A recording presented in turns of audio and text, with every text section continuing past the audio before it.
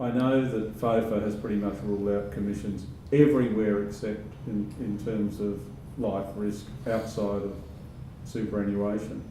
My question, I guess, is over the long term and given the public mindset, are commissions of that scale, which are upfront, really that sustainable, or do you have to find another way? So Phil, do you want to grapple with that one?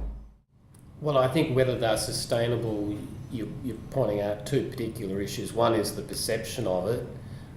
Those clients who have got advice and received statements of advice have had disclosure of those 120% commissions, and they've gone ahead with it. So I think it's a difference between the public view and what the clients seeking advice actually think about it.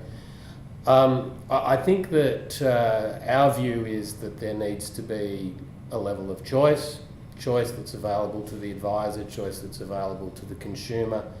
I think that the broader issue around whether the industry can sustain it is probably the thing that's going to drive the transition more to hybrid, if that's what we see. And what, as Tim's pointing out, profitability in income protection is an issue that is known, but it's not known across the advice industry because there hasn't been a very good mechanism of communicating to advisors some of this information. We're also hearing that lapse rates have been increasing over recent years.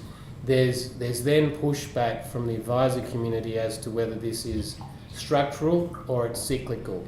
We're in the middle of a recession. It's probably going too far. We've experienced some level of downturn in the economy, and there's certainly a reduction in consumer confidence. So is that what's driving an increase in lapse rates?